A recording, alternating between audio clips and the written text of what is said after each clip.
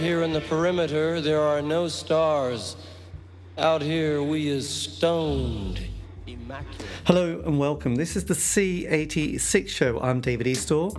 As you know, we love a special guest. This week it's going to be the turn of Chris Payne, the multi-instrumentalist, who's been in a lot of musical projects, including Tubeway Army with Gary Numan, and was with that particular combo from the late 70s to the late 80s, and also co-wrote the Visage classic from 1981. It was the synthpop hit single Fade to Grey, and has gone on to do lots of other musical projects and other bits and pieces. So anyway, you're going to be able to find out more about that and lots more in this fascinating interview. So after several minutes of interesting but casual chat, we get down to the exciting subject of the early formative years. Chris, it's over to you. Well, to be honest with you, I came to music quite late. I was about 14 years old when I discovered, funny enough, that my music teacher at school, Mr. Aidan Kearney, a wonderful, wonderful music teacher, said to me, "Why don't you try the viola?" And I barely heard of that instrument. I thought, "What's that?" He said, "Oh, it's the large violin in an orchestra." So I picked it up and just, lo and behold, fell in love with it and fast-tracked my way through the grades, etc., etc., and ended up at Chichester College of Music for 3 years and doing a diploma course there, sort of studying classical music. But at the same time, I got into early music through a lecturer there. And also, actually, it was a combination of him and one of my best friends at school is a guy called Robin Driscoll, who he went on to be a writer. He wrote Mr. Bean. Yes, I thought the name seemed very familiar, actually. Yeah. Well, he brought around this LP called Musica Antiqua, and I played it, and I thought, wow, I just fell in love with it straight away. I thought, what great sounds, and kind of got into that as well. So that was running parallel to my classical music course. I was just really getting involved in early music, crumbles, Rauschpfeif, lutes, the style, the stylistic element of it from early music composers like Tallis, and et cetera, William Byrd and all that lot. But in parallel with that as well, I was really, really influenced by bands in the early 70s, late and to mid 70s, bands like Jethro Tull, King Crimson, and there was an obscure German band called Faust, and I remember buying the Faust tapes from that, and that was kind of weird. Van der Graaf Generator, another one, because they did some really whacked out stuff, and I loved that.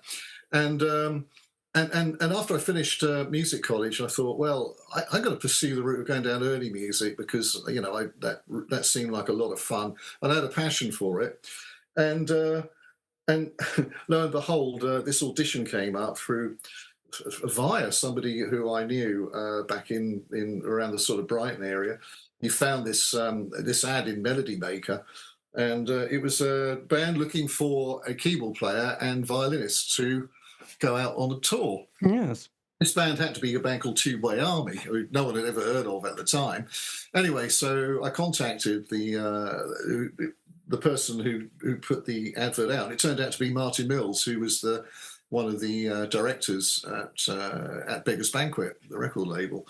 So I went up to Earls Court, auditioned. It's the first time I met Gary Numan, and Paul Gardner, the bass player, was there, and Jess Lydiard, his uncle, who played drums. And basically, I got the job. I've got to admit to you, I mean, I've said this on various interviews, I did bluff it a bit because Gary said, well, so you're a keyboard player, I can hear you can play it, but do you understand synths? And I went, yeah, no problem. I understand them. I've worked with them before. And I didn't have a fucking clue.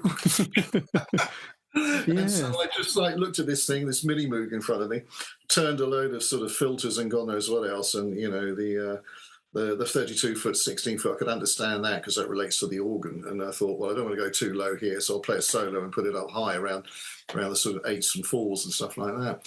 And lo and behold, I got the job. So basically, I went from the 14th century and catapulted into the 20th century electronic music. And yes, because I know a few years ago, well, it's probably now a decade, there was a brilliant series on BBC Radio 3, which was Howard Goodall and Susie Klein, who did sort of, history of music in 50 pieces. I became quite obsessed because I love that kind of vibe. I know that's not a great word, of early music. You know, I got into sort of the dance and stuff like that.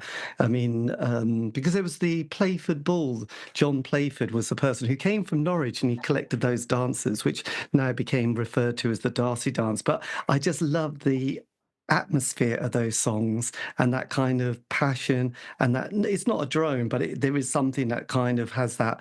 I mean, a few decades later I got into Blows of Bella, who had the hurdy-gurdy, and there was something about that kind of spirit, and so people like John Constable, who I just thought was amazing, and there was John Doland and people like that, all those kind of music from I don't know if that was early music, but it was very, I don't know, the earliest recorded music, I guess. And I Well, that's it. I mean, anything which can be classed as folk music, which it was back then. This was when you talk about sort of medieval instruments. I'm talking about from 12th, 13th, 14th century, really early stuff. Because a lot of, you know, it started around that sort of period of late 11th century and finished, I guess. I'm talking about medieval music.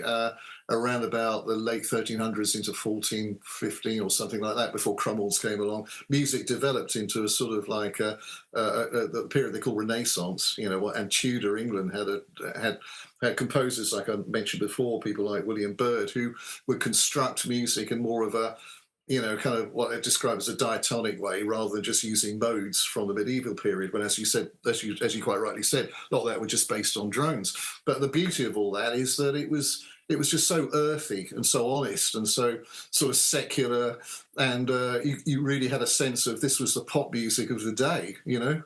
Yes, which I think was tied up with whoever was in power having to sort of be commissioned to write pieces. From what I could remember, there was a lot of pressure on these composers to come up with pieces that sort of impressed the king, or the king of the time, basically, or the religious kind of who was ever sort of the big cheese in the religious world. Yeah, that's right. You're absolutely right. I mean, people they had patrons, you know, a lot of, and even going into the classical period, into the Baroque period, you know, composers like Bach had a patron, you know. So these people were employed by those means and commissioned to write certain music, and they'd be told to write. In Bach's case, a lot of it, of course, was religious, and he was a profoundly religious person. But you know, if you identified the type of music they were doing for a patron going back to early music period, well, you just don't really know. The composer I told you about earlier, the Renaissance guy William Byrd, I've got a feeling he was associated with Chichester. I think he may have been buried there, and he was obviously employed by the church as well. So there was a time when secular and religious music sort of like, you know, they write secular, or did they write it predominantly of religious music? That, to be honest, I don't know. I'd have to research it. But if you predate that to early medieval music, which I absolutely love, you know, you just got a sort of guy going mad on a sopranino recorder or something like that, you know, with a drone and or a lute player and that type of stuff. And they would sing songs like the classic troubadours would go around, you know, visiting castles and maybe getting paid by the dukes or lords of the castles and stuff like that. And they just build up a reputation playing this secular music. So, and these tunes would probably get around, and bearing in mind, of course, I'm stating the obvious. There were no recordings back in those days or radio stations, so you didn't have a way of listening to it on a regular basis. But these people playing this secular music would be playing, as I said, the pop music, the popular commercial music of the day. Yes. As well. So I Yeah. find that fascinating. I find that a fascinating link. I mean, it's very much a human link between that and what's happening now. You know, nothing much has changed apart from obviously the various styles of music which have transcended throughout the ages. You know, and technology. Yes, and you mentioned Tallis at the beginning. Did you also have a fondness with Gregorian chant? Did you go through that phase? Yeah, absolutely. Yeah, I actually, we'll probably come on to that later on. But you know, a lot of people, it's well known that I co-wrote a Visage hit called "Fade to Grey," you know, with Billy Currie and Bijur from Ultravox, and interesting that's been covered a lot. But the most interesting cover I ever heard was by a group of monks singing Gregorian chants. So it's a Gregorian chant version of Fade to Grey, and you can find that on the internet. I mean, it is just I was just like so blown away when I heard that. I thought, wow, it was the last piece on the planet. This piece of electronic music, this is the last piece I'd ever thought would have been transcribed into Gregorian chant. My God, yes, God, that would be, you'd play that next to Joy Division's Atmosphere for those deep and moody moments, wouldn't you? Yeah.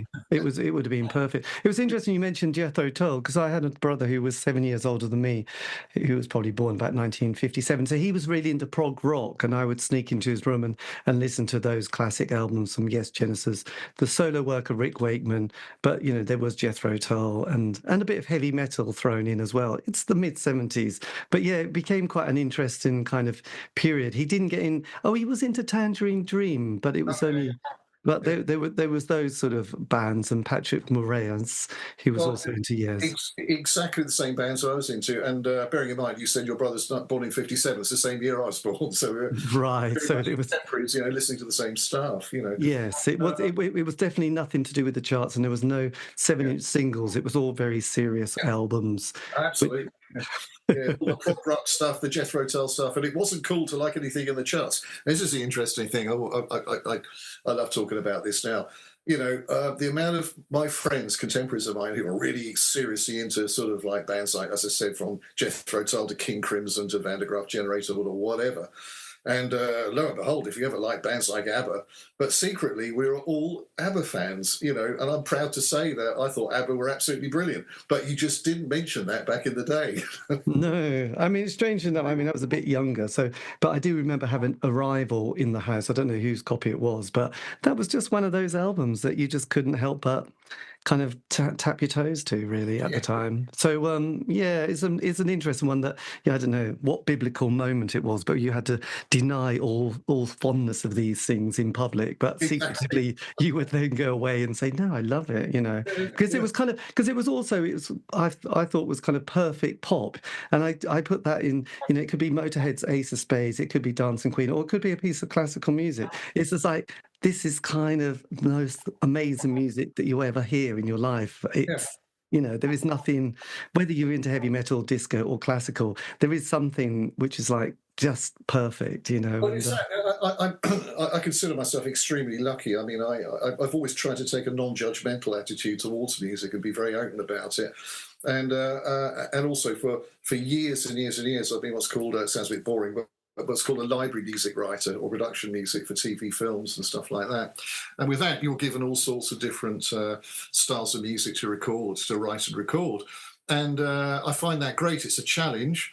It's very interesting, and it does open your mind up to all sorts of different styles. And as I said, although I came from a classical background, I love early music, I love electronic music, I love jazz, I love folk, I love Celtic. There isn't, a lot of commercial, a lot of pop music I really like as well. So there isn't really anything I would say, or soul, R&B, soul, all that sort of stuff. There's great stuff amongst all of this, The only thing I will say is like jazz is something that I don't touch because I just can't play it.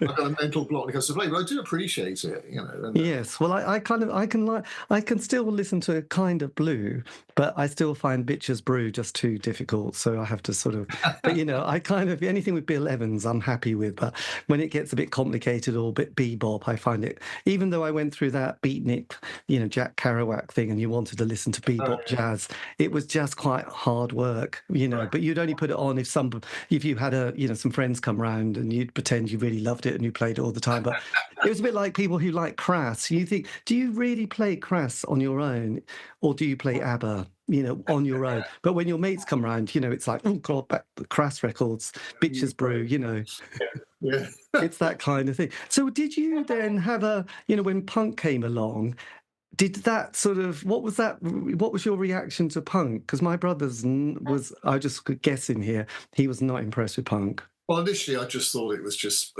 pretty sad and wasn't going to last long. But then I got to listen to a lot of it and various, diverse bands who were playing punk. And, punk wasn't just about the Sex Pistols, it was about a lot of other bands, really good ones. I suppose you could class, obviously, The Damned as a punk band. And I guess as well, did the Stranglers fall into that sort of category? I don't know, because to me, they had more musicality, should we say, and I don't want to be sort of like a bit highbrow snobbish about this, but, I did step back and listen to it, and there's some stuff I heard, and I thought, wow, this is really great, and just especially when it's extremely loud. And I never went to see a punk, any punk band particularly, apart from local punk bands around the Brighton area. And yeah, it was great. It was great to see. I've always been a great admirer of people that really just take up an instrument and go for it. Yes, absolutely. But then when I was going to say, then when Elvis Costello and the Attractions came along, you sort of felt like you were on sort of slightly firmer ground. Somehow there was Yeah. something, you know. Well, I think it was more tuneful. Probably, there was a better structure to the pop songs that he was producing back then. And yeah, I mean, the Stranglers likewise. They produced some great pieces of music, as you know. But no, there was that element. So what I did really appreciate is the fact that you don't have to be a great musician to play and enjoy music, and in fact, when synths were developed, there was a massive backlash against people who were using synthesizers, including the guys with Gary Numan. But if you think about it, and that I kind of worked that out very early on, that what it did was it empowered people who didn't have a formal music training to be able to create music with a lot more ease than if they had to go through the process of learning music. And if you look at it as just being part of like being creative, I think that's a great thing. I think it's a really interesting. That was something which was to me positive. I don't really know much about the history of Depeche Mode, how they started off, but they would have been, I guess, using the synth, a lot of the synths, and they weren't particularly great players. No, I might be doing them a big injustice here, but from what I could see, they weren't great players. But they were able to express themselves and to be able to create, and that's great. Yes, absolutely. I mean, often, and you must have this all the time as a composer. What is it that makes that something really special? Not just like you can put the components together and it's functional and it's like, well, it ticks all the boxes. But what makes a song just that unique? And it could be anything from a cappella, like, I don't know, Suzanne Vega's Luca was like, well, you couldn't imagine that being a hit, and a cappella song about child abuse, but it's quite unique. But then Motorhead or Ace of Spades or ABBA's Dancing Queen, or something that just has something unique about it. I suppose actually Fade to Grey was like that as well, wasn't it? But you think Well, it was, but I didn't see it at the time. It was actually started off as a piece of classical piano, as sort of what they call an etude. I did at music college to get an exam mark. And that was without the tune because that came later. And as I was messing around with it, it went from this sort of classical piano I kind of forgot all about, and then I was messing around with it on the synthesizers on a Polymoog and Minimoog, and when we had Billy Currie playing as the other keyboard player with Gary Numan on the first tour in 1979. And he listened to it and went, wow, that's really interesting, and started to join in and add some bits and pieces. And our drummer, Cedric, did the same thing.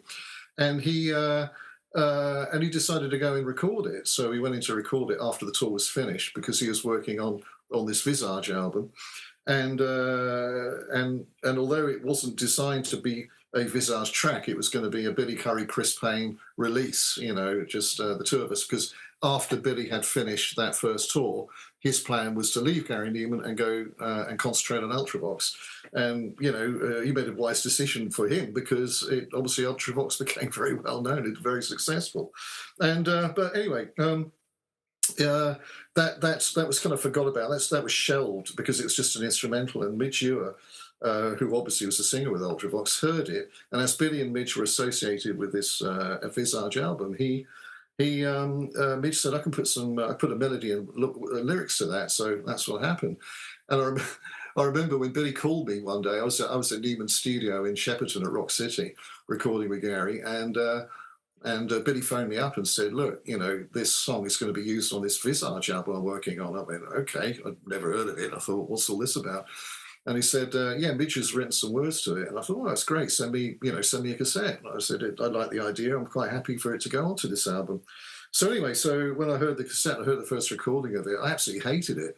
I thought, oh my God, who is this singer? This is crap, And I was really disappointed because I thought Midge Ure was going to sing it, who's got a really good voice. And it turned out this guy, Steve Strange, who was like, Blitz Club and the rest of it. Now, I don't want to be sort of, I don't want to get into sort of like trouble here by saying that, but it's just my opinion. I didn't like the vocals. I didn't like the whole thing. And I thought, well, this is going nowhere, and forgot about it. And it did okay. Now, I mean, I don't have an answer to that. I mean, Going back to your question, it's like, what does it take for someone to have a hit single? What is it? How can you define that? I don't think you can. My publisher with Fade to Grey, there is Castor Music, and Vicky, who works at the company, she told me, listen, if it was that simple, anyone would be able to do it. So I think that's a very interesting point. Hit singles can't just be contrived, or maybe they can, but for the most part, they're accidents. Yes, well, every 5 or 10 years, there's one of those kind of music documentaries where they get a producer who's pretty hot at the time to try to make this kind of classic song, and we'll get a great keyboard player, band together, a great vocalist, get the songwriters, and you watch one of these documentaries and you think, oh, this is fascinating, and then you hear the end product, and it's almost like, yeah, but there's nothing there, which is quite unique. It's all very functional, but it's all beautiful, but it's just nothing that makes you think, oh, I must go and listen to that again on the stylus, or the equivalent of a stylus. And I think that's what's interesting, what creates that bit of magic. But then the nucleus of that song comes from such a different place, doesn't it, which no one would have ever seen. Well, exactly. It was an accident, and like I said, it was all part of a process. And maybe a lot of songs are like that. Sure, there are some great songwriters who have produced some great pieces of music, but there's an element of, I don't know what it is. I do believe it's profoundly emotional. Whatever emotion you're trying to create, be it happy, sad, depressed, angry, whatever's deep down inside you at the time of writing that piece of music. But there is that process of, does it become a hit because you've got a known producer on it who's, challenged your performance and made it as best as possible because that's their job? Was it part of the engineering, part of the sound, that mixture of sound that made it really, really good? Now, the reason I say that is because how many times have you heard a piece of music, you've absolutely loved it, and when someone else has covered it, you don't like that song? And it's because it's nothing to do with the song. It's because you don't like the way it's been performed. I know this is true of me because when years and years ago, I don't know if you remember this, but you could buy these really cheap albums of hit songs, and I remember being so disappointed because for X amount of money, it was really dirt cheap. You can go to WH Smith or Woolworths, as was. Not those Top of the Pops ones, like 20. Exactly, the Top of the ones. So you're absolutely right. Sorry, I'd forgotten that, but it was the Top of the Pops thing. And of course, it was all done. They're all covers, right? And I just hated them. It's horrible. This is nothing like the original. So I wasn't judging the song; I was judging the performance. So it is interesting, isn't it? I mean, I don't have the answers to this, but it's whenever you write any or create any piece of music, it doesn't matter if it's commercial, or in my case, it's for film or TV or whatever. Just something happens. There are, I just call them a series of accidents which just fall into place. Yes. So that's how I view it, because I think that's what's happened to me over the years. Anything that's been successful has been just by accident. And nothing else. It's never been contrived. I never sat down and thought, I'm going to write something which is really, really, really going to sell. I just can't do that. No, well, absolutely. I think it's worth, if you get a chance, though. I think there's one of those compilations got a version of Jimi Hendrix' Purple Haze on, which obviously is not a song that anyone should try and cover in that style. I mean, it would be okay if you took it and then did a completely different version, but to try and replicate, I think it's replicating it. It's almost like, well, what's the point? If you take it and then change it, then I think, oh yeah, that's quite an interesting take. The lyrics suddenly, take on a different meaning. And even an artist like Joni Mitchell, when she did an album probably 2 decades ago, which seemed quite recent now, she took some of her early songs and made them very melancholic with a much more softer classical vibe. And it suddenly felt very different. It felt like a mature person, and it felt much more reflective than it did. I mean, it still felt reflective because her lyrics are so nice, but it was just from the early 70s to this kind of decades later old age. So those songs felt very sort of like, melancholic and sort of looking at a life that's gone and not much ahead of her. That's my take. I think you've got a very, very good point. Yes, you're absolutely correct. I hadn't thought about it like that. But yes, if you're taking a piece of music and adapting it I take Fade to Grey, for example. I've gone back to doing a classical version of it with just piano and a few strings, the sort of thing that I did back at music college. And another guy, I think he's, he's a really good musician, but he plays in Vidura's band. He's done a sort of almost Americana folk version of it, and it's bloody good. It really is extremely good, because they've moved it out of that sort of zone of whatever it was. In the case of Visage Fade to Grey, it was associated with the sort of new romantic movement, and it was very electronic and danceable as well. But and as I said, turning into Gregorian chant, that's another aspect. Well, that's yeah. I'm not saying it should be done to every single hit song, but you have a point. You got a very good point. Like I said, I hadn't thought about that before. If you're just trying to copy it, it's just boring. Yes, it will never be as good. It won't have that uniqueness about it. So did you, when you were in with Gary, did you do a John Peel session at that stage in the late 70s? Yeah. I did a few John Peel sessions, but with Gary, I think it may be at least one, possibly two. And there's a couple I did with an old friend of mine from back in the day called Attila the Stockbroker. Oh my God, Attila, yes. He's been a lifelong friend. And in fact, I got him into crumhorns and stuff. It was my fault for getting him into early music. He used to come and see our band called Crucible, because he was at Canterbury University, and our bass player, Tony, he was studying politics at Canterbury University in the same course as Attila, or his name is John Bain, as John, and that's how we got to know each other. Right. He heard Crucible, he heard me playing crumhorns and stuff like that, because we were a kind of medieval rock band, believe it or not, back in 1976, 77, that sort of period, and it's all good fun, and he loved it, so he got into that. So he did a couple of John Peel sessions with him, and there was another one as well. I remember Kiki D was singing on it. What was that? Doing backing. Oh, it's a guy called Johnny Wallman, who was signed to Rocket Records. Was that Elton John's label? Yeah, it was. Yeah, that was through. I was in a band called Dramatis. It was Newman's backing band, and we were signed to Rocket Records. You see, everything links up. And I met Johnny, and he invited me to play on his album, and which is a great album, actually. He had Peter Gabriel's backing band, Tony Levin and Jerry Marotta on rhythm section and stuff, so that was pretty spectacular. And I remember Kiki D doing some backing singing. And Bruce Foxton, the bass player with the Jam, he was on the session as well, which is quite interesting. So that was another John Peel session. So, yeah, we did a few John Peel sessions, but I think it's only one or two with Gary. Blimey, that was a very intense couple of years you had in the late 70s. Yes. Just full on. So 79 to 83, I think it was just absolutely manic, but great fun. Yes, absolutely. And did you enjoy going on the road and touring at this stage? I absolutely loved it. I felt we were really privileged. All of us were sort of like so grateful. We were young, but not many people back in the day, in 1980, would get to travel, do 2 world tours and see places like Japan, New Zealand, Australia, and no, it was a wonderful experience, absolutely wonderful. And all of us kind of did appreciate sort of, we didn't just want to party out and get pissed in hotels. Well, we did occasionally, but it wasn't just about that. We wanted to go out and sightsee. We were on holiday. Absolutely. I mean, in those days, we didn't have the Google Maps to see where things were. Everything felt quite unique. And I guess, actually had a much more identifiable character to cities and areas, actually. That's true. Yeah, it's a good point. And actually, it was wonderful because in places like Australia, you flew everywhere, apart from one show we did, which is we drove from Sydney to a place called Newcastle.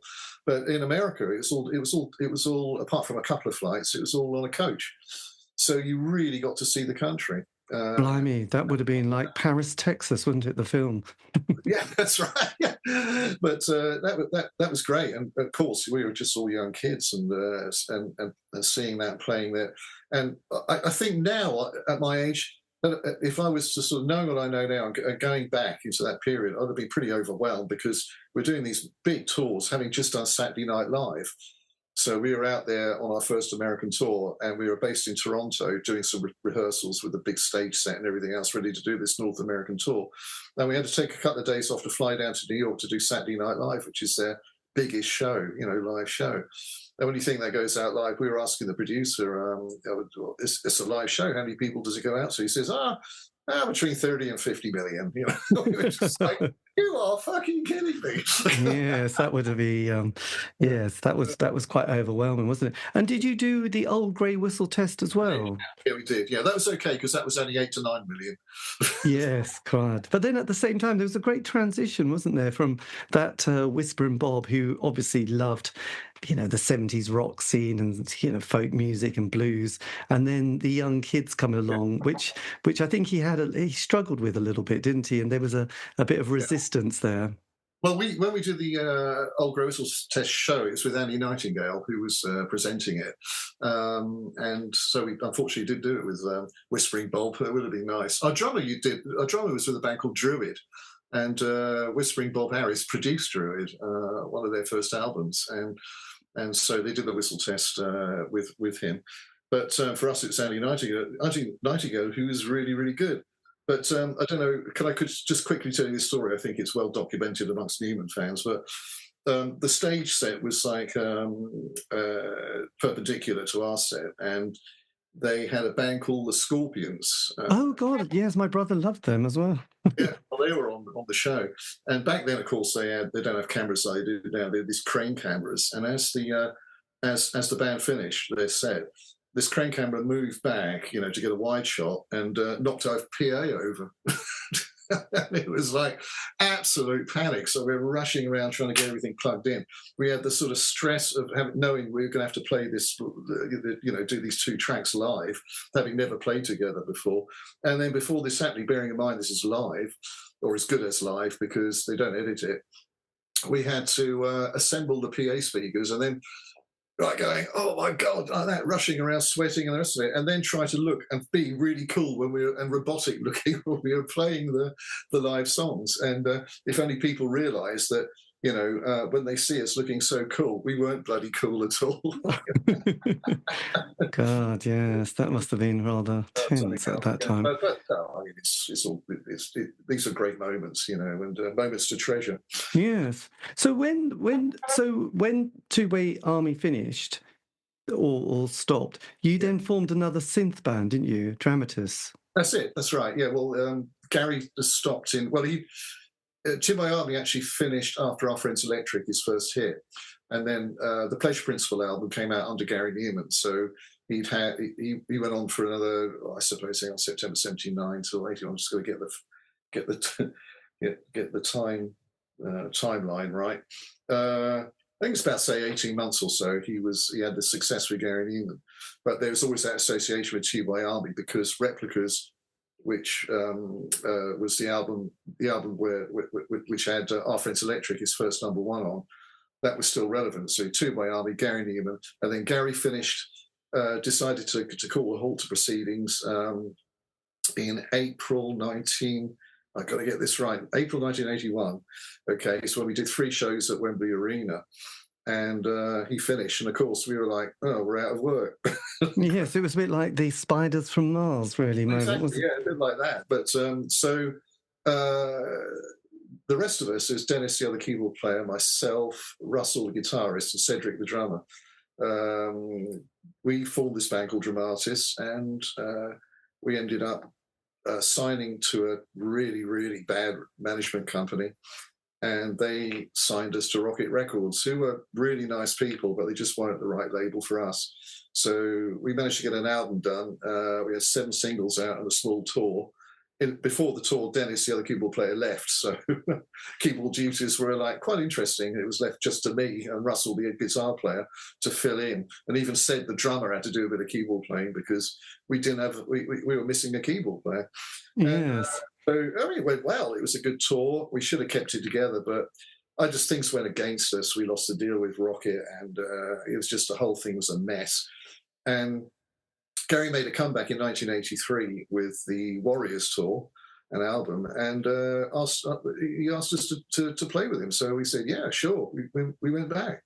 And I was with him officially till 1990, so doing a tour every year apart from Because obviously in the 80s, I mean, you know, the great sort of political shift at that time, as well as musical and cultural. But you know, Thatcher gets in 79, then we have that Falkland War, yeah. the miners' crisis, Greenham Common. You know, the threat of nuclear war seemed all rather sort of close. There was a huge amount of unemployment. I think why there were so many indie bands at that time, which I've sort of thought about, there was a lot of high unemployment, but there was those job seekers allowance, enterprise allowance schemes. You could claim unemployment, and you know there wasn't any idea of getting careers for a lot of people at that stage. So it was like, well, be in a band, and there was this kind of network. Every city and town had an alternative indie night, didn't they, where bands could play. You had John Peel, Janice Long, Kid Jensen, 3 weekly music papers with 100,000 circulations. So it didn't take much for bands to get that bit of traction. You know, a band's life seemed to me almost like a 5-year sort of span. You know, you had 12-month honeymoon period, the single, the John Peel show, John Peel session, first album, transit band, then the second album, bus and a bit bigger, you know, venues. The third album, everyone starts to hate each other, and there's no and there's the money mysteriously has never appeared, and you just think, oh, forget it. So Gary has a little bit of trouble negotiating the 80s, doesn't he? Yes, yeah, it was in some ways a torrid time for him, but to give him his credits due, whereas he was amazing in terms of he wasn't going to compromise, so he still invested a lot of money into the stage shows. You know, those sets were incredible, and so the Warriors tour was big. That went on for 40 dates in the UK. We didn't have he didn't take it abroad. I mean, it was prohibitively expensive to get it to America and places like that. Because I don't think he was with Beggars Banquet then. I'm not sure, but I think that without that support, it wasn't going to happen. And of course, Beggars were under WEA, so there would have been some kind of financial support, I guess. I mean, don't quote me on that. But then when he formed his own label, Numa Records, I think that was, you know, when he forming a record label back in those days, you know, it was extremely expensive. And Yes. I don't think he had any of the acts that became successful, had any hits. I mean, there were some very good acts. He chose them well, but as far as my memory serves me, I don't think any of them became commercially successful. And his own career was not having the commercial success as it did when he released, in 79, 80, things like Our Friends Electric Cars, We Are Glass-Eyed, You Die, a succession of hits. Yes. But he still maintained that sort of, I'm going to put on the best show possible. So Warriors Tour, great stage set. Berserker, very good stage set. It went on and on. In 1985, he had The Fury. Bearing in mind in 85, he still had a core audience. Of course he did, but he wasn't being played on the radio. The press had vilified him for some completely ridiculous reason. And it would have been a struggle for him. But like I said, all credit to the guy. I mean, he put 100% in, whereas most people have just been, let's be honest, most people have just been saying, right, I'll just strip everything down. I'm just going to take the money. Yes. He didn't do that. It had to be a great show. And those shows were expensive, extremely expensive. Yeah, well, it was quite an interesting time because, there was obviously that electronic music happening, but then fashions changed so much. I mean, you had the Blitz kids, and then you had that Duran Duran, Spandau Ballet. You had, Robin Miller doing Sade over there. So there was that jazz scene going on with, what's that, Blue Ronda a la Turk kind of scene. Yeah. There was all that and Working Week and bands like that. But then you had the indie scene with the Smiths and all those kind of jingly jangly sounds. And it's kind of interesting how bands have to try to somehow keep relevant while the next wave of 16 to 18-year-olds are coming along. They want to discover their new band, don't they? Well, that's you've got an interesting point. I was talking to somebody the other day, I can't remember where it was, or it's a few months ago now, about this, and really, as you say, the longevity of a band back in the 80s was probably around, in terms of hits, 2 to 3 years, probably not even 5. But if you built up a big enough following, you could carry it on, even though you're probably under the radar. You got your fan base, so you can continue to make a half decent career out of it. Certainly, that's what happened to Gary. He never gave up. He kept at it, and yeah, I mean, here's the thing. By doing that, if you notice that in Britain, we are very, very innovative. We come out with some great movements in music, or changes, stuff which has never appeared before. A lot of times, a lot of the time, you've got countries where they're just stuck in this status quo of whatever it is, it's a particular style. But Britain has been very, very influential, and maybe, and as I said, it's a discussion I had. Maybe it's due to the fact that things move so quickly in Britain, whereby this movement, okay, we're bored with that now, let's go on to the next thing. Oh, we're bored with that now. So you're constantly finding some new horizon in music.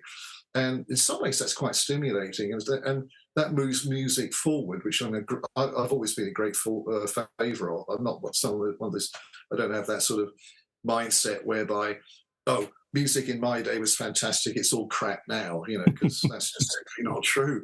There's some great music out there, and so I do find that quite an interest. It's a debate really we should be having, that perhaps that's the best way to go. We just get this 2 or 3 year period of success. Some people, obviously, there are bands that override that; they become absolutely colossal in more recent years. Bands such, I'm talking about bands, not individual artists here, but bands such as Coldplay and Muse, are stadium fillers, and they've maintained it. And before that, but more in my time, it was U2, but they had to build up that sort of reputation and to get to the stadiums. I mean, there weren't any real stadiums when I was playing with Gary Numan. There were big places in America to play, but we didn't do stadium stuff. I think that was reserved for the likes back in the day, the likes of Michael Jackson and perhaps Bruce Springsteen. Yeah, so he was that. Yeah, because it was mostly, you went from the art centres to universities with 3,000, perhaps 5,000, like the Cambridge Corn Exchange kind of things. And then if you really made it, it would be Wembley Arena with sort of 10,000. And then if you're Michael Jackson or Bruce Springsteen, you had Wembley Stadium with 80,000. So exactly. You're absolutely right. There weren't the O2s. There were those sort of kind of 8 to 10,000 to 15,000 sort of seater arenas or anything like that. But yeah, I mean, to be honest with you, we had a great time playing lots of different shows in lots of different old theatres and things from, you would play Hammersmith Odeon, that's about just under 4,000, Brighton Centre 5,000. These are biggish venues for our tours. And then you'd have places like up at Liverpool Empire, probably around 2,500. Those sort of theatres, but they were great. They were really great because they were big enough to create a great atmosphere, and yet everyone could see everything that's going on. I mean, I can't imagine that any of the Numan sets, like that were so detailed, like the Warriors tour, for example, where you had this sort of apocalyptic sort of vision of we're on these towers with buildings which are blown apart and all that sort of stuff. And you don't get that detail. Well, you would see that detail if it was produced at Wembley Stadium, but you'd only see it on the screens. Yes. no one gets to see it when, in real life. So in that respect, I think it was really good.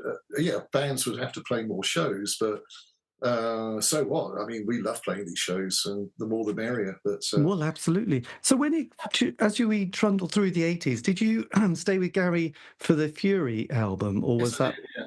I was. So I was mainly doing after Telecon. I don't think I played any more keyboards.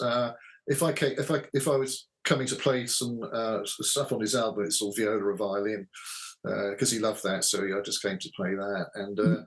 But I was with him as a live performer up until 1990. I was part of his band. I didn't tour with him in 1990, but I kind of left in 1990. Right. So that was when you said that's it. It was. I just felt it was time to move on. There would be changes afoot. Nothing to do with not liking him or his music. We never had a row. We remained really close friends. I mean, still yes.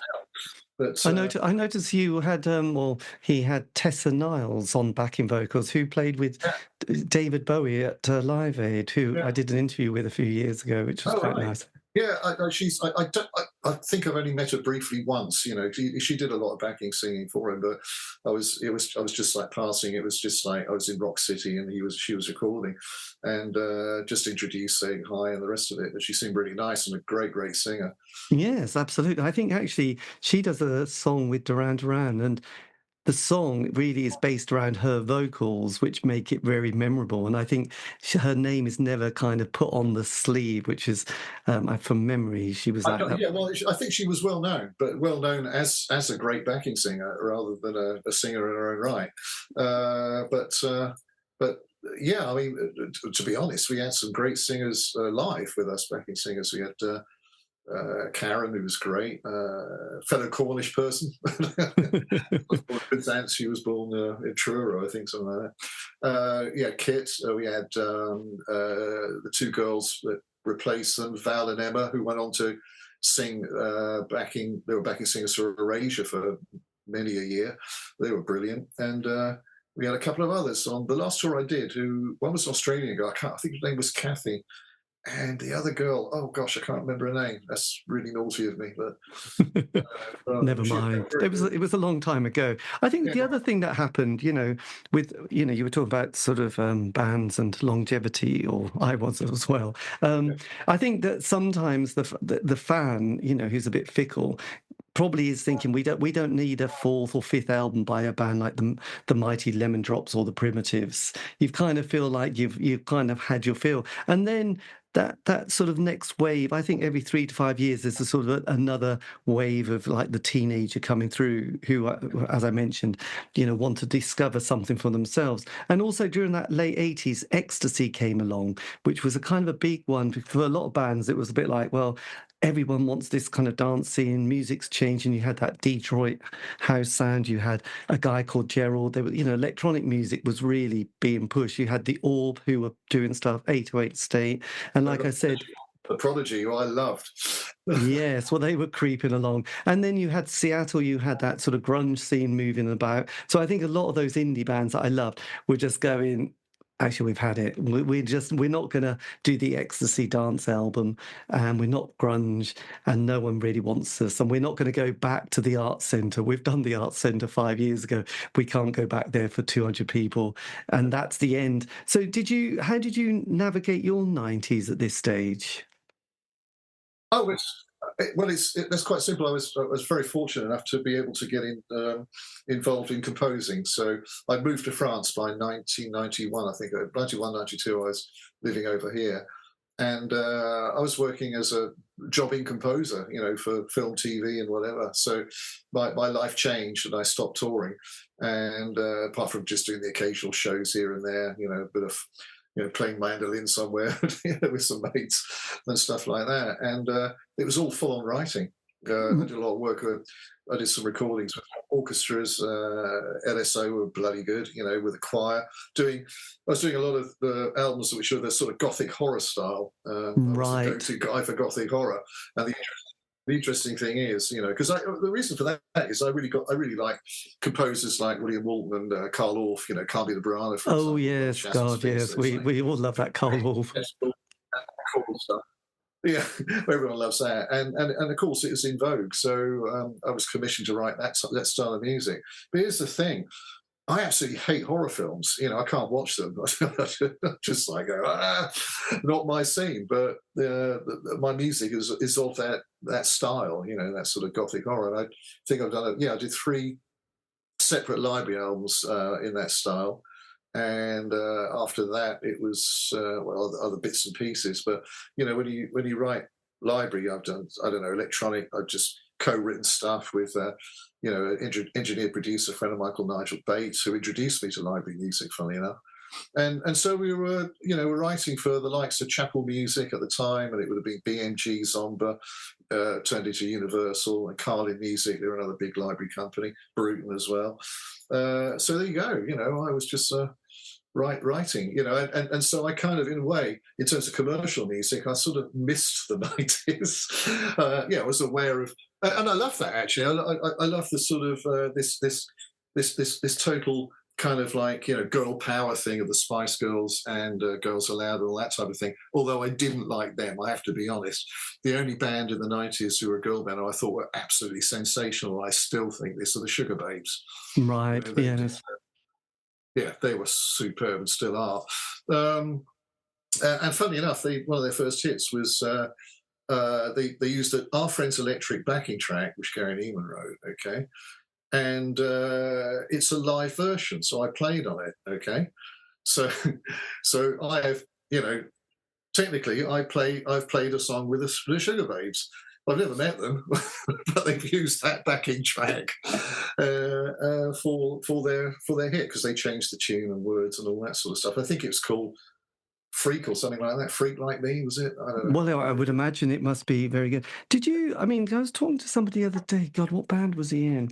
He had been in a band, but then he got into being a publisher, and then he went into certain detail about representing different writers, composers, and then the whole world of getting, finding out how much they're being played and then how much they're being paid, and then somehow getting the money and giving it to the artist. I must admit, I was trying to hold, focus, but it was quite complicated. Did you manage to navigate that world of publishing and ownership and royalties with any? Yes, I did. We were briefed on it, and we understood how it worked with library music. And to be honest with you, it's not, library music is different to commercial music. If you could sign to some really dodgy publisher back in the day, who's going to, no names mentioned here because it happened to me, but I can't mention everything because I might get sued. Yes. For some defamatory remark about this particular person. Anyway, Yes. but yes, I mean, there were. Everyone's got a story, but when it comes to library music, it's actually quite sound and quite boring and quite sort of everything's in place. So you're never going to get ripped off. You're going to get sub-publishers around the world who collect. Yes, they might miss a few things. If something has been badly registered, you might not get your royalties from Italy on time or ever. I was saying Italy, could be Spain, it could be Britain even, if it's not been registered properly. But generally speaking, I mean, it was pretty good. It's pretty safe and we were okay. But yes, there's some horrendous stories about people who've signed their rights away because they're so desperate. Yeah. But with library music, it never needed to be like that because everything was already in place, and we had these companies in place, and they were serious publishing companies. With Fade to Grey, for example, I did sign over to. Let's just say that it wasn't the most professional publishing company on the planet, but they were bought out by Castor Music, and Castor Music are absolutely brilliant and very professional. And over the 30 years I've been with them, I've never had any problems. They own titles like Rock Around the Clock, so it gives you an idea how old they are. Right. Oldest and biggest independent publishers in Britain. I can't speak highly enough of them. Well, it's always nice to hear, because I remember watching one of those music documentaries I love on the Bay City Rollers and poor old Les, who just when he finished the band went, right, I've done, and then where's the money? It's like, there's no money. Well, that happened a lot. Yeah, you're right. In the 60s and 70s, that was the Wild West in terms of publishing and record deals. But by the time of the 80s, there's still dodgy people now. But I think it's settled down a bit, and there may have been the odd occasion where people are stitched up. I can't quote any examples because I don't know. But I think it has settled down into because people are starting to realise that we were being ripped off. It was becoming known, and then famous people were saying, well, yeah, back in the day I got ripped off. The likes of David Bowie, the likes of Tina Turner and God knows who else. They've all got a story, all had a story, and so things had tightened up. Okay, it was harder to do it. There were a lot more writs flying around back then, including one from me. I hasten to add, but can't go into details. So we were empowered a bit more than an artist, say in the 60s and 70s, and brilliant. I can give you this example because he told me about it. I worked with a singer called Arthur Brown. Do you remember him? Oh, fire! Lovely guy, absolutely incredible. And he was telling me that he remembers when he toured America, and they came back and do this big tour of America when Fire was at #1 in England and everything else. And they had to beg, borrow, and steal money from the American record label so they could fly back to Britain after a tour. Wow, that's amazing. I know, yeah. And there was another one of those stories. I think it was it Rod Stewart and I don't know, somebody who toured America, and they weren't getting paid by I don't know, whoever the band was, I don't know who, but him and I think Ronnie Wood were going around the trash cans at restaurants, or cafes, kind of finding food because, the guy whose band it wasn't giving them any money, and you're thinking, God, what a thought. But then when I done an interview with a member of, it was Fast Eddie from Motorhead, just saying that sometimes they didn't have petrol to get back from, say, the north to London, and they would sort of trash the vehicle and then phone the AA up to pull, to tow them home because they didn't have any money. So, he just said that, I remember it well, he said we didn't have a pot to piss in during the 70s. We were so broke, that I think people forget that sometimes there was so little money floating about, and there was no credit, was there? No, absolutely right. There weren't places that weren't. There was nothing really in place. Yes, you had the musicians' union to protect us. Yeah, but I hate to say this, but back in the day, they were pretty useless. They were great for old jazzers and stuff like that, with all due respect to old jazzers. But when it came to sort of modern music, they didn't really care. Because I had an issue, I phoned them up and they didn't want to know. I had no support from them whatsoever. You said, cheers, mate. That's great. So with Fade to Grey, then, is yours a happy story with that? And you've that hasn't been one of those. It was a happy story. Let me put it this way: it was a happy story once it was in Castor's hands, the publisher, But before then, no, I did get I did get stitched up big time. I had to. Let's just say I had to take legal advice to get my money. Yeah, well, no, I'm always pleased when I hear the artists can, because I know, with doing these interviews, a lot of people are wanting, as they're getting older, to get their work archived. They want the master tapes. They want to do something with them, and sort of a lot of people have been asking a friend of a friend who's a lawyer or something in music to sort out the problems to get it, archived eventually. Oh, that's an interesting point. Yeah. But nowadays, with the advent of the internet and stuff like that, it's so much easier to research all this.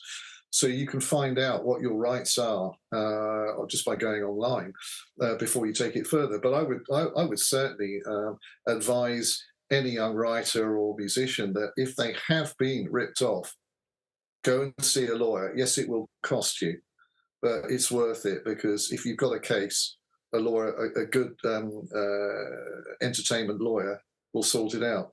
Yes. They will sort it out because they want to make money as well. Well, absolutely. I would imagine, it must be lovely. Your Fade to Grey, yearly check must be quite like, oh, that's good. I don't know. It probably is. Who knows? I don't know, but it must. Well, it's like all royalties. It's up and down. Yes, absolutely. But going to your website, I was very intrigued because you've got this one section here, audio projects, which was really amazing to listen to. So there was a lot that I enjoyed. Irish jig, obviously, early music. Dance, and there was Temple of Doom. So when did these all start? Is this your kind of archive? And you've just said it's just there to demonstrate. They're a bunch of tunes which are quite disparate, as compositions, and it's just to show that I do have a range of different styles. I'm not just stuck in one thing, and they just have to be stuff. This has to be stuff that I like. It's there just as a bit of a showcase. I to be honest, I could add other stuff, but that just gives people a general impression of what I've done. To be honest, I haven't visited my website for so long, I can't remember what the audio tracks are. But I would have put some of the orchestral stuff on there. As you say, I think Sunrise, the medieval thing, I wrote with Emily from Medieval Babes. Who else? What else? So that wasn't God. Who's the main woman with Medieval Babes? Catherine. Catherine. Yeah, she's great. Yeah, really good. I saw them last year at Norwich Cathedral. Yeah, they're brilliant. Absolutely brilliant. Well, Emily was with them for years and years and years. It's Emily Ovenden, but now she's married. She's Emily Coldbite now, but she's great. She went from Medieval Babes into a band I'd formed, a Cornish-based band, Cornwall, called Celtic Legend. And we were doing all the legends of Cornwall, like Tristan and Isolde, Lyonesse, and we were going to go on to do a third album, but it didn't happen. And that's where I met Arthur, because I had Arthur Brown in on the Tristan and Isolde album. And so Emily joined. I got her involved with Celtic Legend. She sang and co-wrote Leoness, the second album with myself, and that was and we did quite a few videos for that. That's shown on. Do you remember Classic FM TV? Back Yes, absolutely. 2006, 2007. That we were shown regularly on that, which is really, really good. So we had a bit of success. But then Emily left the band, and it all kind of fell apart. And she left, and she joined. Well, it didn't fall apart. We were still working together, but she joined a band called Pythia, which was a sort of like death metal band. and of course, I forgot about this. Yes, so she went Medieval Babes, Celtic Legend, death metal band, right, called Pythia, and then she became a priest. She's a vicar. Blimey, it's what a great life she's had. Johnny. She has had a very nice, yes. A few outfit changes in there, hasn't there? That's right. She's probably gone to the charity shop with some more stuff. I can see her, knowing Emily, I can see her being, maybe 10, 15 years or 20 years down the line, the next Archbishop of Canterbury. Oh, fantastic. It's great when that happens, actually. Yeah, so but then you've had quite a few other little bits, because on your website, again, some very lush music videos that are, like Flower Crown. Now, that was that's my daughter in that. She sings in that. Oh, wow. My God. It was something that she came out with, this really interesting idea. And I wrote the music to it, but she produced it. And being young, and listening to a lot of music, she came out with these really good ideas, which I would never have thought of. So it was done in my home studio, and with some messing around. Actually, she was very, very. I'd auditioned a few sounds. She went, "That one, that's great," and I would go, "Are you sure?" But she was right. And so anyway, we wrote the song together. I wrote the music, and she wrote the lyrics. And she had a friend who was a video director from Le Havre, just an hour and a half from us, and we filmed it. I have to say, your videos, because there's another one you got there, which is this one, which is God, I can't even see what the one below, Nocturne for. Oh, Nocturne for piano and synths. Yeah. Well, funny enough, that was done. As I say, Yannick was the director. And so we filmed the Flower Crown thing in 2 days, and we were lucky to have a great chateau, which happens to be my wife's cousin's chateau, so kind of in the family. So we managed to get that for nothing, and useful. And she had this really lovely drawing room with a very old piano. And the piano was, the keys were completely knackered. You put some pressure on it, and they stay down. And they just go ping, bong, ping like that, just horrible. So I thought that's only an idea. And I said to Yannick, Yannick, it's being a bit cheeky of me, but I've got this piece of piano music. Do you mind, filming me just playing it if you just got it? So he filmed it, just me sort of like, miming to the backing track of piano. Nocturne for piano and synths, and lo and behold, after that, I'd forgotten about it, but he got hold of these two dancers from where he's based in Le Havre, went out into a forest somewhere and filmed them dancing, and sort of like edited that in alongside me, miming on this beaten up piano. Which, if you look closely, you can see on the video. I'm playing the correct notes, but you see some of the notes are stuck down. I lift my hand up, and because that was in the chateau, it's kind of like it kind of didn't cost much. I gave them an extra bit of money. Of course, I would have done, for the dancers and everything else. But it was done. It was made the same time, right? And, it just worked really well. He's very good. This young lad, really, really good filmmaker. I think he's gone on to do some interesting stuff over here in France, but. So that's that. And did you help, or did you collaborate with Rusty then on this other track on this? Oh yeah, Rusty Egan. Originally, Rusty called me out of the blue. I was down at my friend Nigel Bates's studio. He lives in the Dordogne, and I had this call, and I guess this guy was called Rusty was saying, and I thought Rusty Egan. I thought, no, you got to be kidding me. No, and it turned out it was Rusty Egan, and he wanted me to write some songs or co-write some songs with him and Steve Strange, because he was still alive then, of course, for a new Visage project. So I did all that, and sadly, I don't know, I can't remember what the reasons were, but the whole thing fell apart because of, Steve Strange went off with this one particular guy, management. Rusty said that wasn't correct. This guy's ripping him off, etc., etc. I wasn't going to go down that road. So No. anyway, but I did stick with Rusty because at the time, because I just thought he had a rough deal, and he was very, very upset about it, but extremely passionate about it at the same time. He said, "Look, we're going to get this out." So I ended up co-writing with him 5 pieces of music, which ended up on his album called "Waiting for the hang on, what's it called? I can't remember the name. Something about a dance floor. Not waiting for the dance floor. Welcome to the dance floor. Right. Welcome to the dance floor. And it was great because I'll tell you a couple of interesting things that happened there. We had Tony Hadley singing one of the songs which I presented, which was called "Lonely Highway."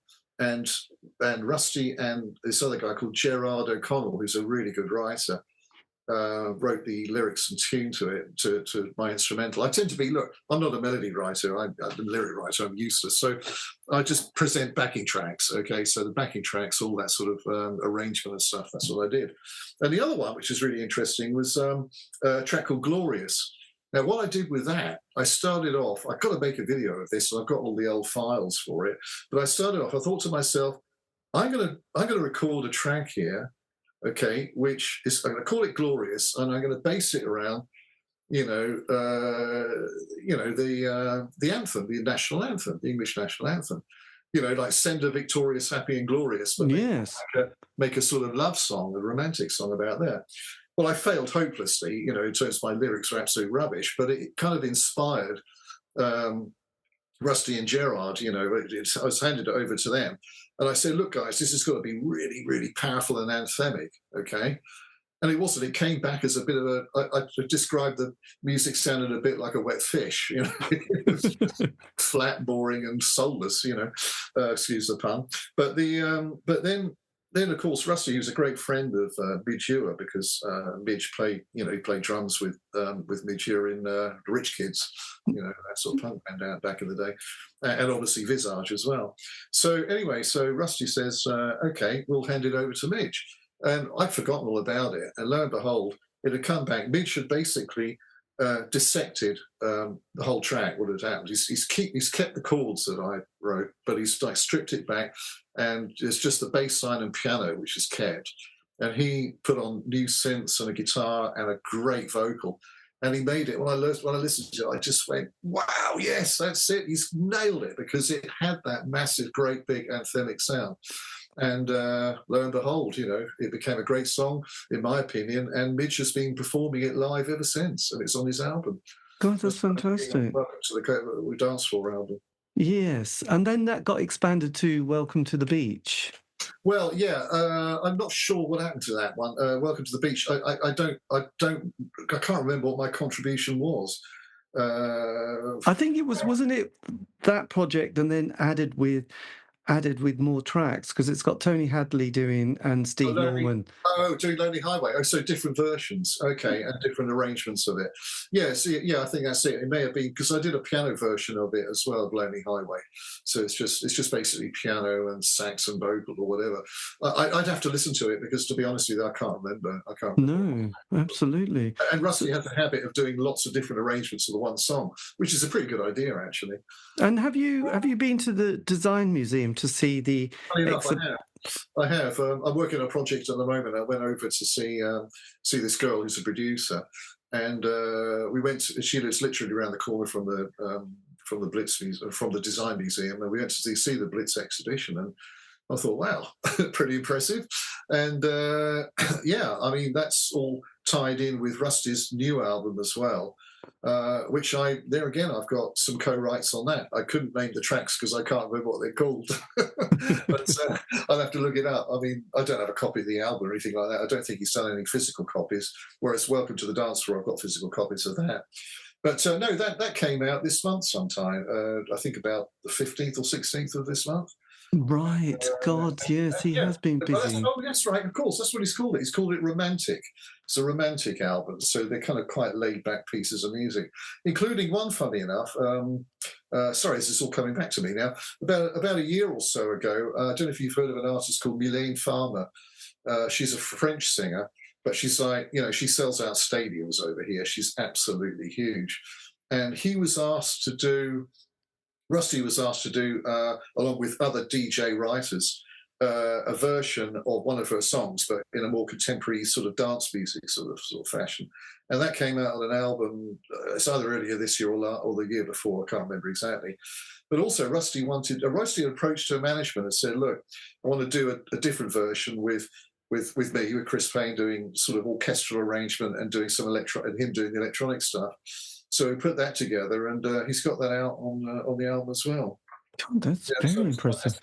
That's quite interesting, actually. So that could have some traction because Mylène is so big in France. But, yes, that is very handy, actually, isn't it? Yes. Well, I'm going to go to the V&A. I suppose it's archived to see 5 pieces of David Bowie's archive for that day, and then in the morning, and then go to the Design Museum in the afternoon to see. It's definitely worth it. It's very well done, and Fade to Grey was part of that history. So but interesting enough, I went to the Blitz Club once, with our drummer Cedric, and we weren't allowed in. I didn't know anything about it. Gary was there. Gary Numan went there because he used to go there, and he said, "Meet me there." So we went to meet him there. We were just dressed in jeans, a t-shirt, and trainers. Not exactly Blitz Club material because we just didn't know. So we weren't allowed in. Gary was furious and sort of stormed out, because he was very protective towards us as a band. He just left and said, "Right, bollocks to them, I'm not coming back." Yes, well, I suppose it was a bit like Studio 54, wasn't it? It was had that sort of, that kind of gate thing. I saw the Gary Numan's performance at Glastonbury. Fantastic. He is such an amazing performer. Oh God, it was amazing. I saw that as well, and I was just hats off to him. I mean, he's a year younger than me.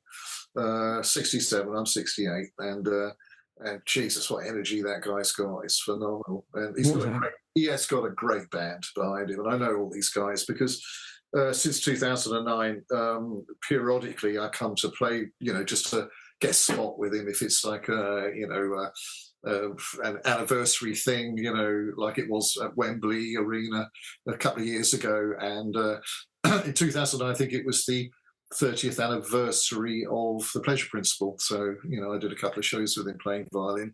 Russell and I did 6 dates with him in 2012, I think it was, something like that. So periodically you get to play them and you get to know the band. Yes. And they're just great guys. In fact, David Brooks, we did do a show, a Visage show. It was cobbled together to play at a festival in Ostend in 2021, I think it was. And David was the other keyboard player, so I got to know him really well doing that, and he's really good. They're a good band. Steve on guitar. At the time, he had Richard on drums, but he's left now. And the bass player, both Tims. You had Tim 1 and Tim 2, as I call them. really nice guys and really good players. Fantastic. Are you ever playing live at all? Do you ever go out and do any live shows? Well, yeah, the last big one would have been that one in Ostend. Well, actually, apart from playing just on one song as a guest at Gary Numan's anniversary Wembley Arena show in, I think it's 2022, maybe 23. I'd have to look it up. Yes, absolutely. No, I just wondered if you. No, I don't do many shows, to be honest with you. I've got a few bits and pieces. Oh, actually, I did in 2018. I supported Gary Numan on his orchestral tour. There was about 7 or 8 dates, and I wasn't going to say no to that one because we played the iconic Royal Albert Hall. So, that was a big thrill for me. Yes, absolutely. I also did it with my wife, who's a singer. So that was great. It's great for me to be able to take my wife on the road so she could really fully understand what it was like back in the day when I was touring. Because of course she never seen that environment. So. And did she enjoy it? Oh, loved it. Loved every single minute of it. You know, we were treated really well, really well. We had a great time.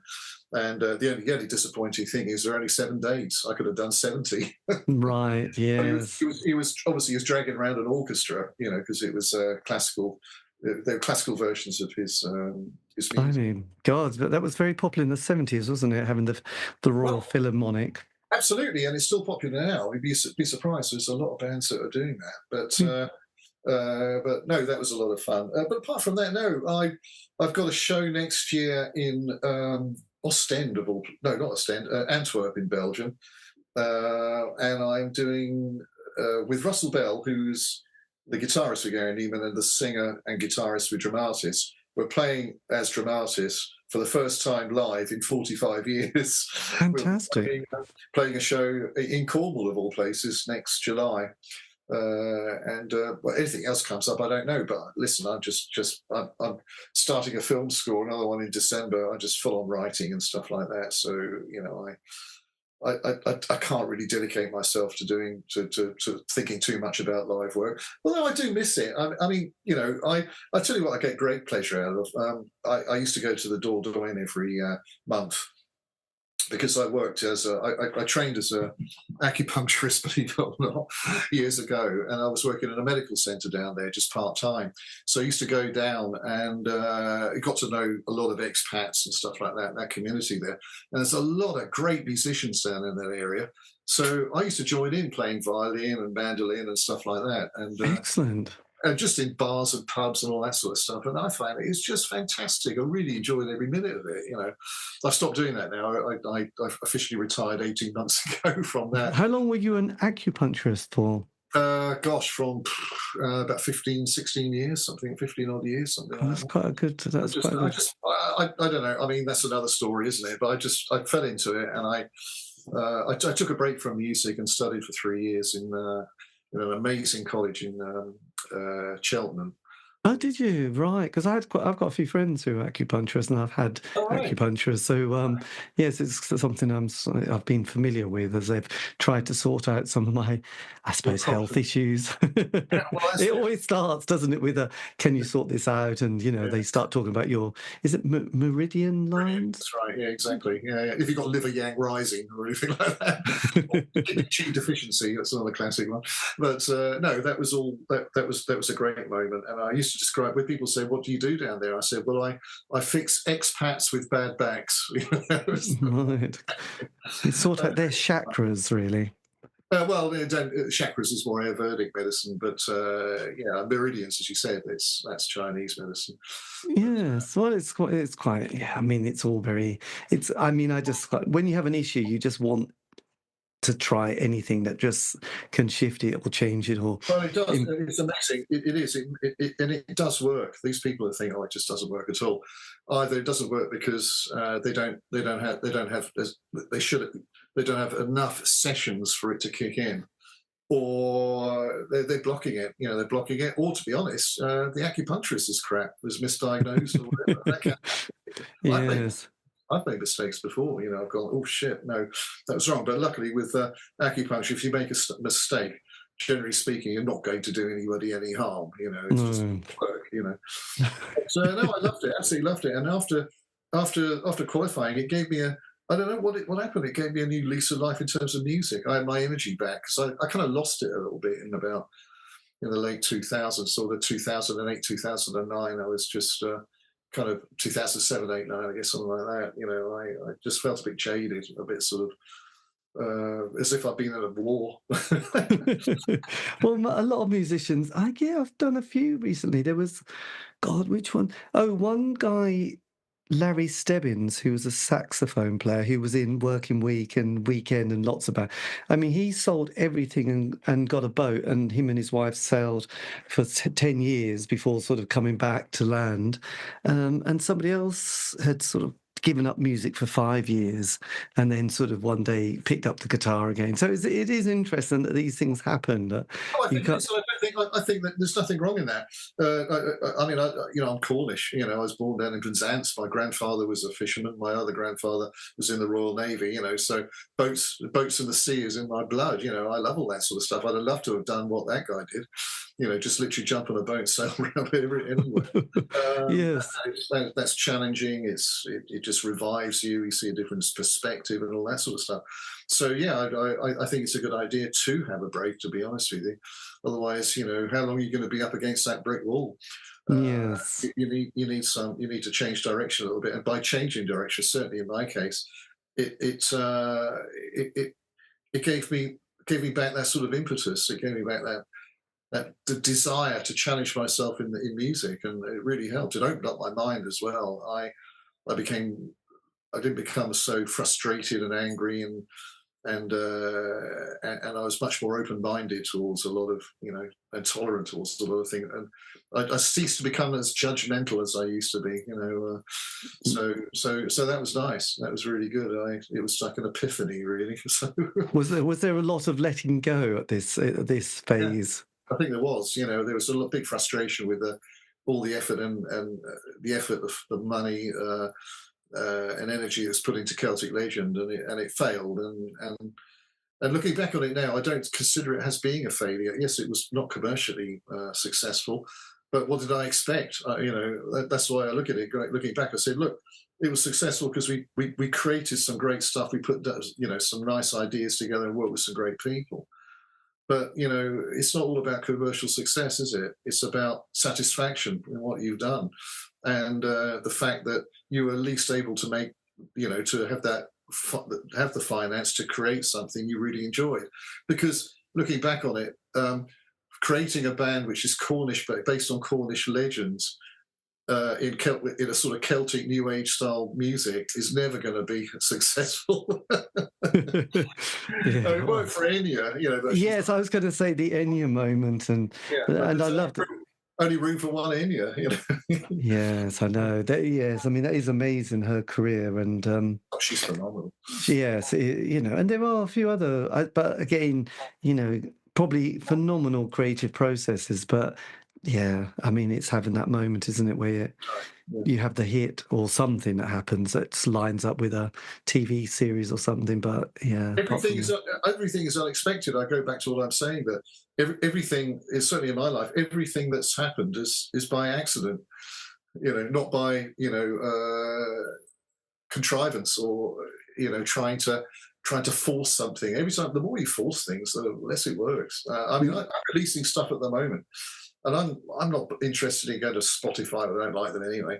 And going through their algorithms, their so-called great algorithms to get you exposed. I'm just getting it out there and seeing what happens. If it's going to work, it's going to work. If it's not, it's not going to work. Now, that might be, a lot of people might say, "Has Chris Payne lost the plot?" Because you need to promote. Of course, you need to promote, but there are ways of promoting. There are ways of making things grow. I'm saying a bit sort of like hippie-ish here, but grow organically. But you know what I mean? Because everything I've done that has been successful has been through an accident, really, not or just a series of events which are chance, pure chance. Yes, well, perhaps it's you're tuning into the cosmic energies of the universe that has kind of lined it all up. I know that's a bit too much. It's possible, and to be honest with you, who knows? We don't know, do we? There's so much we don't know. That might exist. There's a lot of people I've met who are firm believers in that, but and I don't dismiss it. I don't dismiss anything. I'm open-minded. I think the nice thing is to be in a good emotional state, and I think when you're in that, probably more positive things happen than when you. I agree with you, but it's yes, you're absolutely right. But at the same time, actually, it's nice to have gone through some real crap emotional states. I did, like I said, at the end of 2008. And not many people know this, but from the age of 25, I suffered chronic panic attacks and anxiety, which has lived with me, but I've learned to deal with it. But it's created moments in my life where that has actually helped to stimulate, and create some sort of like pieces of music, which I might never have done had I not been in that state. Does that make sense? So yes. although it's a negative state of mind, or perceived to be a negative state of mind, this anxiety, this stuff like that, these panic attacks, everything else, have brought something else out. In some ways, it was therapeutic because by writing music, certain styles of music, it could be angry, it could be frustration, it could be tearful or emotional and stuff like that. Well, it's all emotional, of course, but tearful, sort of, very, very sad or melancholy and that type of thing. That is inadvertently probably helped. Yes, oh, absolutely. And you've got to dance through those emotions to Exactly. I think that, you've got to understand them. I think when you're a composer, it's all about using those very, very strong emotions to be able to create something which resonates with people. Who was it who said that? There was a film composer who said that basically the most important thing that you're writing is that you've got to tell the story. Could have been Hans Zimmer. I'm not saying it definitely isn't, but it could have been. And he's absolutely right. He or she, because I can't remember who it was, that said that because by telling the story, music is an incredibly creative process. So for film, you're telling that story not just with the visuals and the dialogue, but music is telling that story as well. Yes, it's fascinating. So you're doing at the moment. You're going to be working on a film score at the end of this year. Yes, I've kind of started on a few ideas, but I'm working with a guy in LA who's brilliant. So do you? God, there was a guy from that German band Nina who also then went. He was a drummer, and then he went to LA to do a drumming course after being in the band for 10 years to learn a bit more. Then got into doing films with his mate, but then didn't want to stay in LA, so he came back and he now lives in Portugal. I think a lot of musicians are living in Portugal or Spain, by the way. I don't blame them. from Britain, Europe, a lot of and America. They were going, we're just going to live there. There's going to be a good music scene happening, I think, in the next 5 years, if there isn't already, obviously. But yes, so do you get is the film made, or how does that process work? Well, in this particular case, I mean, you've got a young director who's very creative, very hands-on with his project. It's a guy called Kerry, based in LA, and I've worked on his last 2 films. And this particular, he asked me just out of the blue, said, "Do you want to come on board with this?" And he's somebody who, by his own admission, doesn't really understand the process of music being, synced to film and stuff like that. But I'll tell you what, he does have a feeling for it, and usually you will, if you're working to film, you'll timestamp. In other words, you get a time clock running through the reel. Yeah. Thinking to, so it could be you could have a cue that you're writing at an hour and 2 minutes and 34 seconds and stuff like that to an hour and 3 minutes and 15 seconds. So you're time stamping that and putting the music to that, which is very, very precise. But what I like about this guy is that yes, there are elements of the film that you do that too. But a lot of the time, you just like present him with a track, and he'll mess around with it and edit it himself and shift things around, etc., etc. Now, it could be dangerous, but certainly, as far as I'm concerned, it works, and I find it quite exciting. And he'll mess around with sound design, which could go on top of your music, or link one section of your music to another, and that type of thing. And it's quite an interesting way of doing it. So it's almost like library, where you're creating music, which then gets synced to film, rather than creating the music to sync to the particular area of the film. And so I'm kind of au fait with that. I think it's really, really good. And him and I just, like in the last film, were experimenting with all sorts of stuff. Some of it worked, some of it didn't. But I just love that idea of, not just going through the motions of like, okay, that's a sad scene, let's do some sad strings or piano or whatever, or voices, whatever you want to do. Let's just like, well, to give you an idea, in the last film, I'd written this piece, which is because it was set in sort of Mayan Mexico, and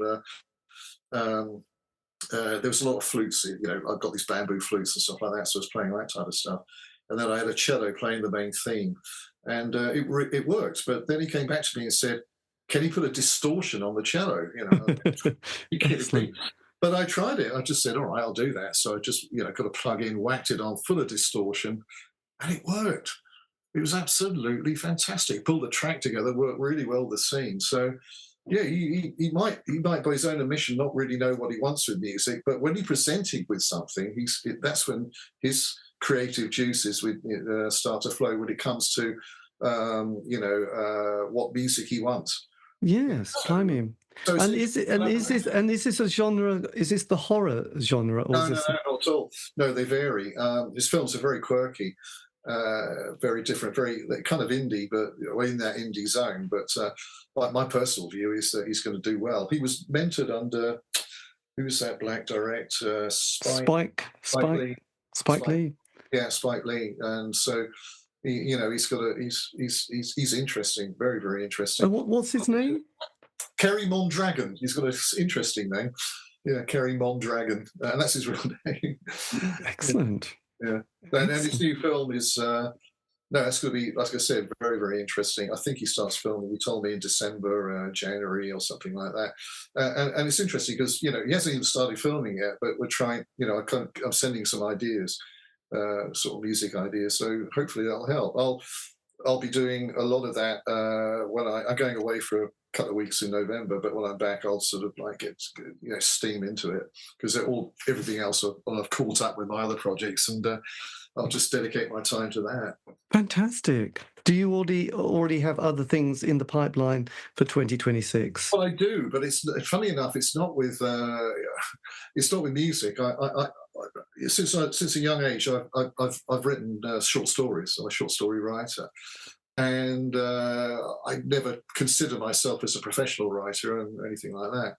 But a few years ago, I was asked to create some music for a publishing company. Sorry, they're a production company based in LA, who had bought the rights to a book about Gary Numan's characters, sci-fi characters he created back in the day on the Replicant album, the Pledge Principle album, and Telecom. And as an author, who was a fan called Joe McCann, had written this book, and this production company had bought the film rights to the book. And they asked me if I'd like to do the music, knowing that I wrote sort of production music and stuff. And I was associated with Numan. Anyway, to cut a long story short, very sadly, one of the lead producers, she died. And it kind of fell apart from one guy who called Hill Berkovici, who is a really, really amazing character, really lovely guy. And he asked me, he said, look, to keep this, I'd like to keep this going because he was a producer, writer of this. And do you fancy coming on board with me and helping me out? I said, well, yeah, sure. Anyway, I ended up, getting so involved with it, I ended up writing the story with him. so we had this screenplay, kicking around, for ages. And it took us quite a few, a good two and a half years to get it into shape. And all of a sudden they had it wasn't just COVID, we can't blame it on that, but they had in America, the Screenwriters Guild of America went on strike. The actors, yes. Stuff like that. So that all got, things like came to a massive halt and we sort of shelved the whole thing. And then just out of the blue, in May this year, somebody called, it was someone called Jenna, who was a sort of like friend of mine, I know for quite a few years off and on, mainly through internet, but I've met her a few times. She knew about Joe's book and the rest of it. And she talked to this producer friend of hers called Soraya, who's based in London. And she loved the idea of this project. And she's come on board and is really working extremely hard trying to get a deal for it. So fingers crossed, we shall see. And certainly, working with Hill, I must explain as well, the guy I'm working with, Hill Berkovici, comes from a filmmaking family. His father, do you remember a series called Shogun back in about 1990, 91? No. It was a major series, a mini-series, and he wrote and produced that, so certainly his father and his brother they were on the radar, and Hill himself was a musician, but coming from that filmmaking background, he understands the whole process. So I've learned a hell of a lot from him. And like I said, so the two of us are working with Soraya, and we'll just see where it goes.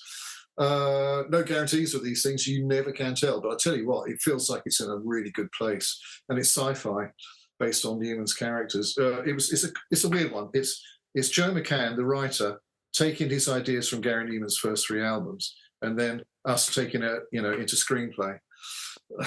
Wow, that is amazing. God, I think with Gary Numan, as he gets older, his work will probably become more critically acclaimed and reevaluated, isn't it? It's going to be one. Absolutely, completely. I think he's going to be one of the standout composers, from this period over the last 50 years. Yes, I think, I got that feeling that, he was a little bit just shuffled to one side and blah, blah. But I think, when people start to look at his work without any of the baggage around things I totally agree. Well, when you think about it, you had people like Foo Fighters and Nine Inch Nails who've covered his stuff, various others, Marilyn Manson and God knows who else, Beck, I think it is, the Sugar Babes, as I mentioned before. So already he's had that, and he's most definitely going to be on the radar in the future as one of the leading, in my opinion, my humble opinion, one of the leading sort of creators of music, from this period of time, creators of not just music, but something changing the whole way we view things. Because if you think about it, yes, Jean-Michel Jarre, Kraftwerk and Tangerine Dream were famous for being, for introducing the synthesizer into the commercial world. But he was the first person to bring it into the commercial world by adding vocals. Yes, absolutely. And that's significant. Absolutely, yeah. No, it's quite amazing, really. Yes, it'll be fascinating. But yes, well, all good stuff. But look, thank you ever. Well, Chris, this has been amazing. Thank you ever so much for this. How long have we talked for?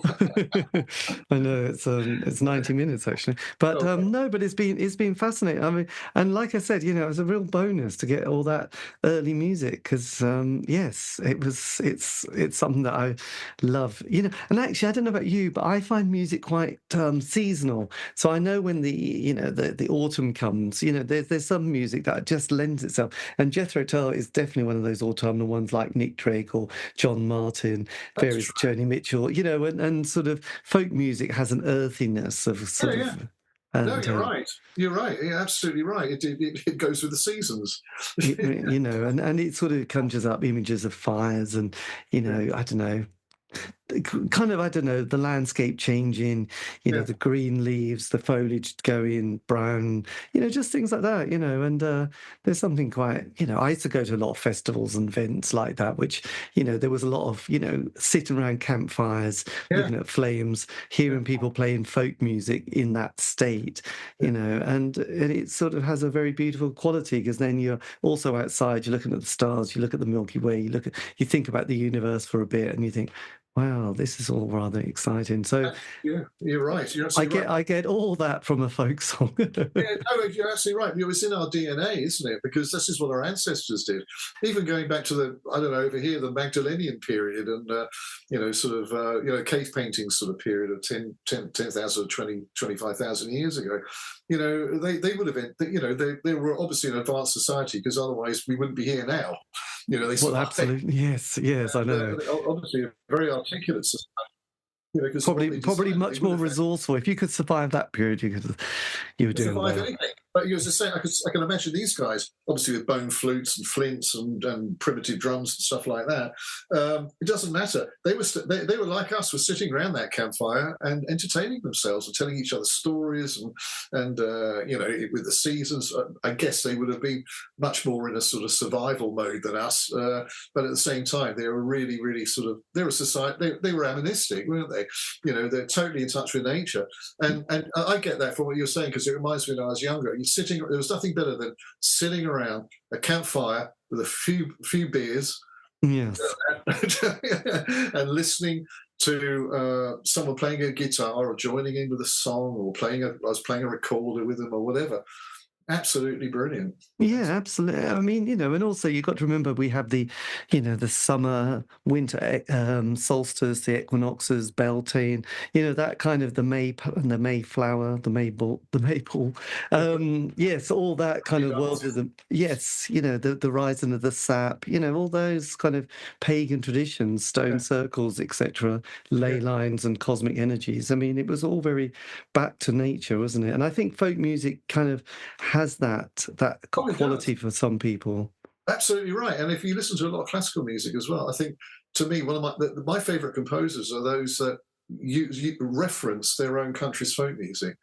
You hear that a lot, and to give you an example, if you listen to the English composer Vaughan Williams, you hear a lot of folk music, English folk music, in his compositions. I mean, you listen to something called the Lark Ascending.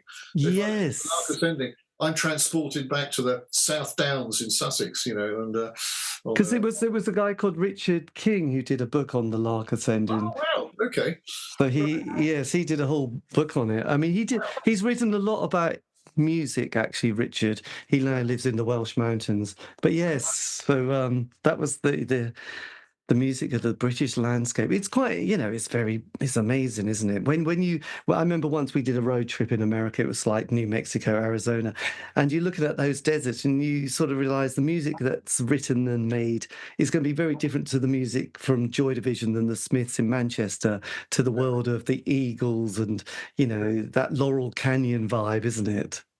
yeah, that's it, yeah. I remember hearing an interesting documentary about how the landscape and our environment will be shaping the music that we record, even if we're not aware of it. I mean, I say we, I've never written any music, but I could imagine as a creative artist, it really feeds into the work. Yeah, no, you're absolutely right. Yeah, I totally agree with you. And long may that rain. Yes, absolutely. Well, look, thank you ever so much for your time. This has been amazing. And yes, good luck for all your projects. And Thank you very much. It's been a joy talking. As lots of people have mentioned in the past, I do love a chat. a chat, I know. But anyway, look, take care of yourself and all the best. Thank you very much. And let me know when this goes out. I will, Chris. Okay, have a lovely weekend. Bye-bye. Thank you very much. Take care now. Bye. That is the end of the interview. Massive thank you to Chris for giving me the time for that. This has been the C86 show, David Eastaugh. If you want to contact me, you can on any of the social media platform sites. Just put in C86 show and my name. All these interviews have been archived on Spotify, iTunes, Podbean. It's true. Have a great week. Stay safe.